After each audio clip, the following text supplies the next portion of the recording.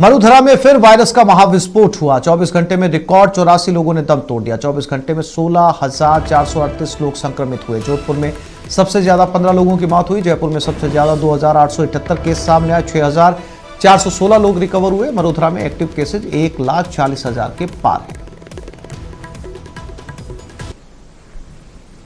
तो ये मरुधरा के आज के आंकड़े हैं। अंदाजा लगाया जा सकता है कि तमाम समझाइश, तमाम गाइडलाइंस, तमाम निर्देशों के बाद भी आंकड़े रुकने का नाम नहीं ले रहे और लगातार रोज जो आंकड़े सामने आ रहे हैं वो पिछले दिन के रिकॉर्ड को तोड़ते हुए नया कीर्तिमान स्थापित कर रहे हैं। यानी कि रोज न केवल मरीजों के आंकड़े बढ़ रहे हैं बल्कि मौत के आंकड़े भी बढ़ रहे हैं। हालांकि रिकवर भी मरीज हो रहे हैं, लेकिन यह स्थिति चिंताजनक है, बेहद चिंताजनक। और जयपुर से इसी खबर पर हमारे साथ लवली वधवा जुड़ गए और बीकानेर से सतवीर सिंह। सबसे पहले जयपुर की तरफ रुख करते हैं। लवली, जैसे कि आंकड़े हम अपने दर्शकों को बता रहे, लगातार बता रहे, रोज बताते हैं और ये आंकड़े कम होने का नाम नहीं ले रहे। और पिछले कई दिनों से मेरी और आपकी बातचीत चल रही है, कहीं से भी ये सुकून की खबर सामने नहीं आई लवली कि इन आंकड़ों के अंदर कहीं ना कहीं कोई कमी दर्ज की गई है।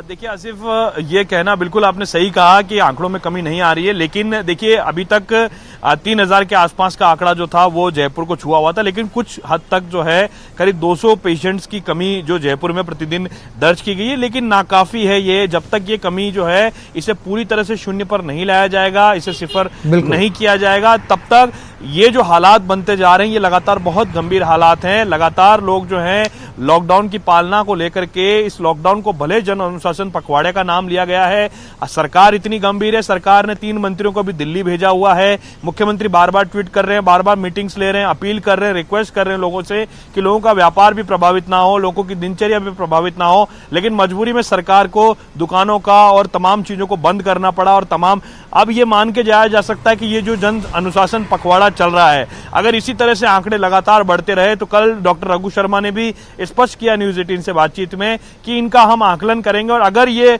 स्थिति इसी तरह से बिगड़ती रही तो आगे और सख्ती राजस्थान की सरकार जो है राजस्थान में कर सकती है। अभी आपने येदियुरप्पा का भी जिक्र किया, उन्होंने भी अपने राज्य में जो है लॉकडाउन का ऐलान किया है। तो ऐसे में स्थितियां बहुत अच्छी नहीं है, लोगों को ये समझना होगा। आवश्यक कार्य, अति आवश्यक कार्य होने पर ही अपने अपने घरों से बाहर निकले, घर से बाहर नहीं निकलना है, ये सोच करके रखना है कि हमारे घर के आसपास कर्फ्यू लगा हुआ है। पुलिस प्रशासन जो है भले इस बार सख्ती नहीं कर रहा है, इस बार पुलिस प्रशासन सख्ती नहीं कर रहा है मुख्यमंत्री के कहने पे, लेकिन जिस तरह से पुलिस प्रशासन का जो दूसरा रूप सामने आ रहा है, ऑक्सीजन पहुंचाने से लेकर के तमाम काम और भी बहुत सारे काम होते हैं सिस्टम के लोगों को, वो उनमें लगे हुए हैं। चिकित्सकों की भारी कमी है, क्वारंटीन सेंटर्स को हमने कोविड केयर सेंटर में तब्दील कर दिया है, लेकिन हमारे पास ऑक्सीजन नहीं है। ऐसे में लोगों को समझना पड़ेगा, इक्विपमेंट्स महंगे हो चुके हैं, कालाबाजारी जोरों पर है। जो मरीज है, जो परेशान है, जो पीड़ित है, उसको लोगों को हिम्मत देनी चाहिए और उसकी जो हालत है उसको देखते हुए लोगों को सबक लेना चाहिए कि किस तरह से लगातार हालात खराब हो रहे हैं,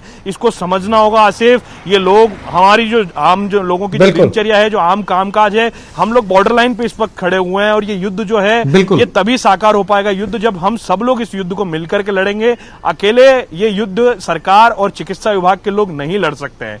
जी बिल्कुल। सतवीर, आंकड़े आज के बीकानेर के कहते हैं 683, यानी किसी जिले के अंदर जब 1000 के लगभग आंकड़े आने लगे तो यह कहना मुश्किल नहीं होगा कि उस जिले की स्थिति बहुत चिंताजनक है।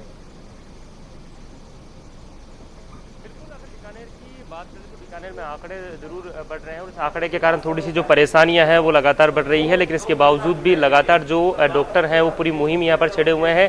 एक हेल्प डेस्क बनाई गई है जिसके तहत जो अगर लोग हैं उन्हें अगर ऑक्सीजन की कमी, ऑक्सीजन की बात करनी है या मरीजों की संख्या के बारे में बात करनी है, बीमारी की बात करनी है, तो वो यहाँ पर इस जो डेस्क के जरिए आ सकते हैं और वहाँ पर पूरी तरीके से जो जानकारी है वो यहाँ पर ले सकते हैं। फिलहाल जो डॉक्टर्स हैं वो भी हमारे साथ में हैं, हम उनसे भी बात करने की जो कोशिश है वो करते हैं। सर, आप बताइए, जो डेस्क बना रखी है किस तरह से डेस्क बना रखी है और किस तरीके से जो लोग हैं अगर उन्हें ऑक्सीजन की कमी मिलती है तो वो या क्या इस नंबर से पता लगा सकते हैं?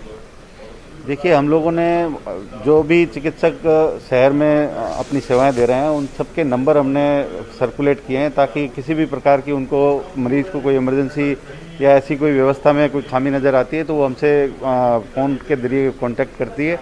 और हम फ़ोन पर उनको ये सलाह देने का प्रयास करते हैं। जो मरीज़ फ़ोन पर उचित सलाह के माध्यम से ठीक हो सकते हैं, उनके लिए हम वो सलाह देकर उनको घर से मूव नहीं करने के लिए प्रेरित करते हैं, ताकि अनावश्यक घर से मूव करके वो संक्रमण को फैलाए नहीं। लेकिन एक तरफ जहाँ क्योंकि समस्या काफ़ी है, आंकड़े लगातार बढ़ रहे, बीकानेर में भी थोड़े से डराने वाले आंकड़े कहे जा सकते हैं। ऐसे में आप लोगों की जो मुहिम है वो कहीं ना कहीं एक अच्छी पहल कही जा सकती है, क्योंकि लोगों तक वो बात पहुँचेगी जो घर बैठे आराम से जानकारी ले सकते हैं। निश्चित रूप से संसाधनों में चाहे हम कितने भी संसाधन बढ़ा लें, लेकिन जैसे जैसे रोगी बढ़ेंगे तो संसाधनों में कमी आना स्वाभाविक है।